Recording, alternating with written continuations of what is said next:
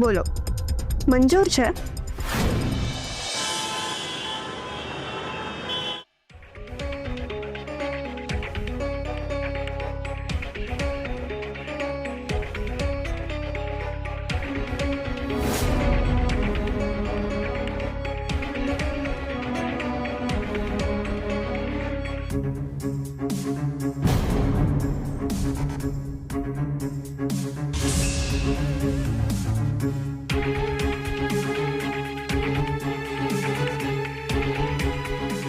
મેં શું કહ્યું છે તમને યાદ છે ને વર્ષાબેન? તો રાહ શેની જુઓ છો? જાઓ, અરે જાઓ.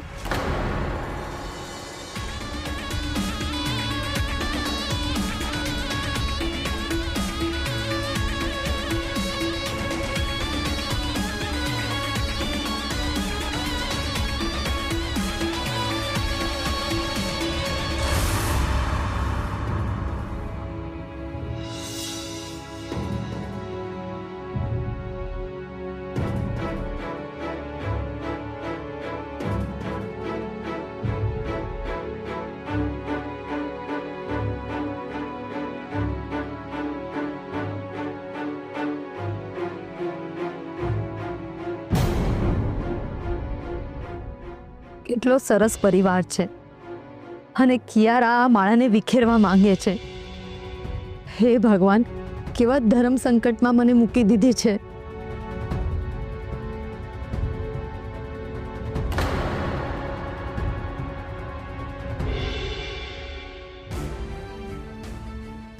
અરે વર્ષા બેટા, આવ ને, બેસ. આવો વર્ષાબેન. હા વર્ષાબેન, ક્રિશ, હમણાં ને હમણાં ઘરમાંથી નીકળી જાઓ.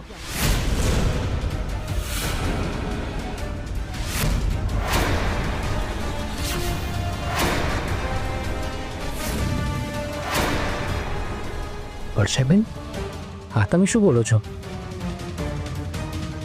આ ઘરમાં રહેવા માટે તમે જ અમને જગ્યા આપી છે ને? હા વર્ષા બેટા, અમારા બધાથી કોઈ ભૂલ થઈ ગઈ છે? ભૂલ તમારી નહીં, ભૂલ તો મારી છે.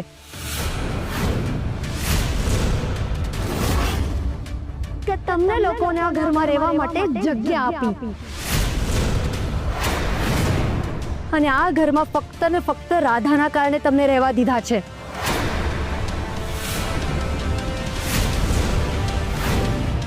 અને ક્રિશ, તે મારી બેન સાથે શું કર્યું? મજૂરી કરાવી? ક્રિશ, મારી બેન પાસે આવી મજૂરી કરાવતા તને શરમ ના આવી?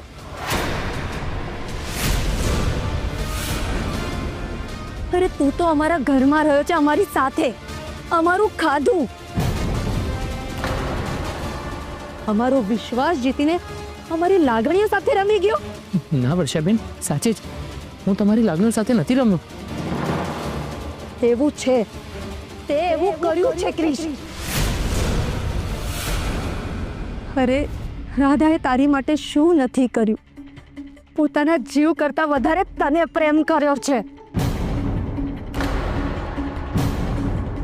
અને તેને શું આપ્યું?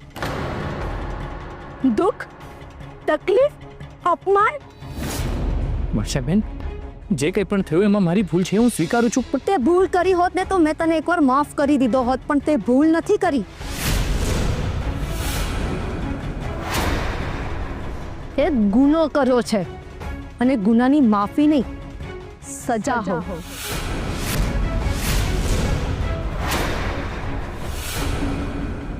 અરે તે મારી રાધા સાથે જે અપરાધ કર્યો છે ને, એની તો આ સજા છે કે તમે લોકો બધા આ ઘર હમણાં ને હમણાં ખાલી કરીને નીકળી જાઓ. વર્ષાબેન,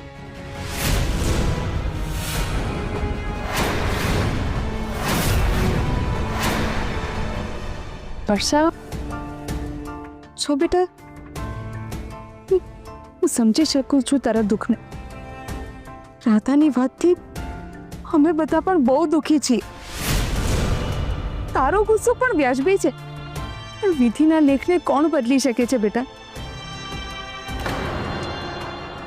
રાધા વગર આ ઘર સાવ સૂનું લાગે છે, સાવ ખાલી લાગે છે બેટા. એટલે જ આ ઘર ખાલી કરવાનો વારો આવ્યો છે. વર્ષાબેન, તમે આ બધું ગુસ્સામાં બોલો છો, અને તમને પણ ખબર છે અને રાધા ભાભી આ ઘરમાં હોય છે ને, તેમના અવાજથી આખું ઘર ભરેલું લાગે છે. એટલે જ તમે લોકોએ એને ચૂપ કરાવી દીધી.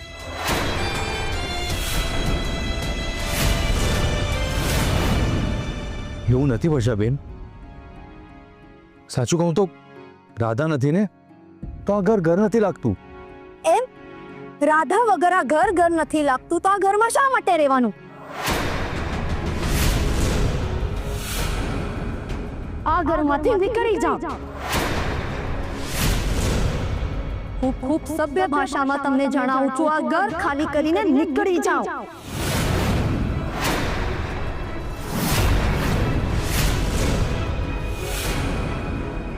વર્ષાબેન, તમને તો ખબર જ છે કે રાધા સાથે મારું સૌથી વધારે બને છે, અને અત્યારે જે રાધા સાથે થયું છે એનાથી તો મને એવું લાગે છે કે મને એકલા રહેવાની સજા મળી હોય. તમે બધા આ સજાના જ લાયક છો.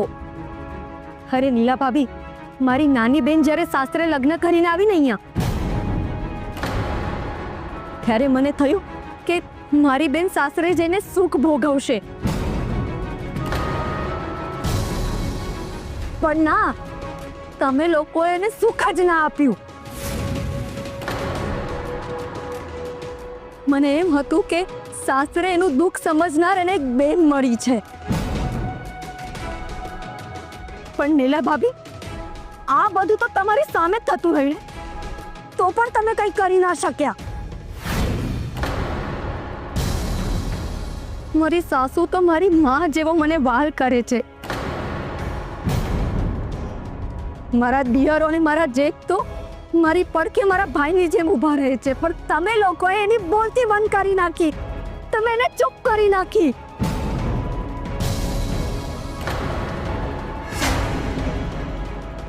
ઉર્મિલા માસી, રાધાને ચૂપ કેમ કરી નાખી? જવાબ છે એનો તમારી પાસે?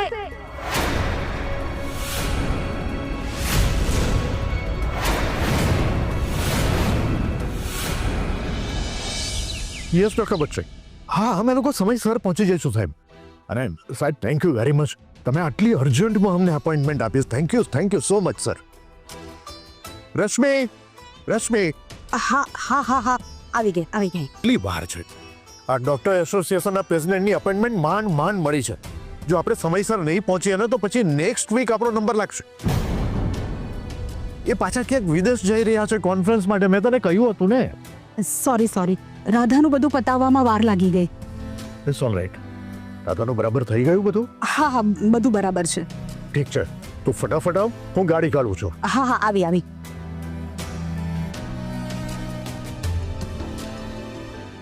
અરે હા મીતા, સાંભળ, મેં રાધાને ફ્રેશ કરી દીધી છે. અમે લોકો ડૉક્ટર સાહેબને મળવા જઈએ છીએ, તો આવતા થોડું મોડું થશે. પ્લીઝ જરા રાધાનું ધ્યાન રાખજે ને. તમે ચિંતા ના કરો ભાભી, હું છું ને, હું રાધાનું બરાબર ધ્યાન રાખીશ. થેન્ક્સ મીતા, તું ના હોત તો મારું શું થયું હોત? કમ ઓન ભાભી, હવે તમે જલ્દી જાઓ, નહીતર ભાઈ ફરીથી બૂમ પાડશે. હા આવી. તમે જાઓ. આવી.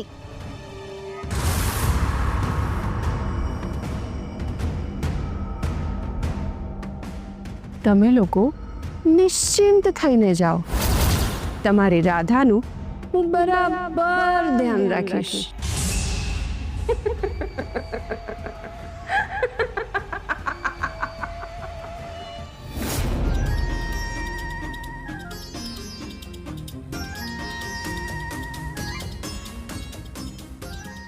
મારી ઢીંગલી, આ વર્ષાને આવતા આટલી વાર કેમ લાગી? પપ્પા, હું પણ એ જ વિચારું છું. ક્યાંક વર્ષાની મીઠી વાતોમાં તો નથી આવી ગઈ ને? તું બી રે, હું જઈને જોઉં છું. પપ્પા, હવે મારે રિઝલ્ટ જોઈએ છે. એ તો પછી મારે વિચાર કરવો પડશે કે તમારા લોકોનું શું કરવાનું. અરે મારી ઢીંગલી, તું ટેન્શન ના લેતી. તું જોતી જા, 5 મિનિટની અંદર એ લોકોને રસ્તા પર લાવી દઉં છું. જો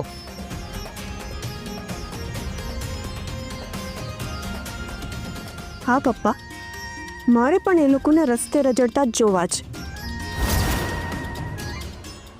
વર્ષાબેન પહેલાં તમે શાંત થઈ જાઓ. એવું હોય ને તો આપણે બેસીને વાત કરી. હું અહીંયા શાંતિથી બેસીને વાત કરવા નથી આવી, ઘર ખાલી કરાવવા આવી છું.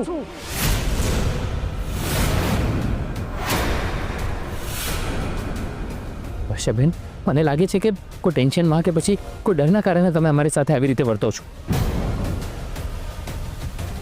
જો તમે જરાય ચિંતા ના કરો. હા, સાચું કહું તો મેં હંમેશા તમને મારી સગી બેનની જેમ માન્યા છે. તમારે કોઈનાથી ડરવાની જરૂર નથી, પ્લીઝ. અને જો તમને એવું લાગતું હોય ને તો તમે અને આદિ અમારી સાથે રહેવા આવી જાઓ. હે,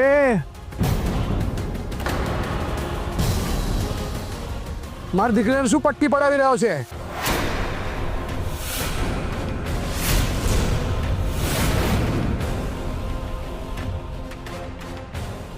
તમારા પોતાના રહેવાના ઠેકાણા નથી અને મારી દીકરીને આંસુ આપવા નીકળ્યો છે? પ્રવીણ અંકલ, અત્યારે તમે અમારા ઘરમાં ઊભા છો એ ભૂલતા નહીં.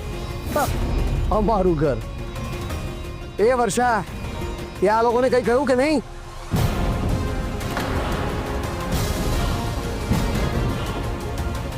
વર્ષાબેન, તમારે કોઈના પણ દબાણમાં આવીને અમારી સાથે આવી રીતે વાત કરવાની કોઈ જરૂર નથી. તમારે જે કંઈ પણ કહેવું હોય ને અમને કહી દો. તમને કોઈ કંઈ નહીં કહે એની ખાતરી હું આપું છું. અરે કોઈ મને શું કે? હા ક્રિશ, એક વાત યાદ રાખજે, રાધાના કારણે મેં તમને આ ઘર રહેવા માટે આપ્યું હતું.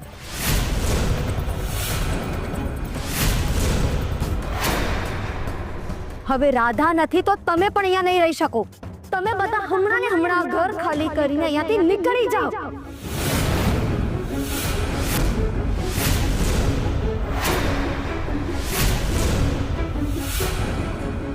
અરે તમે શું બોલો છો એનું તમને ભાન છે વર્ષાબેન?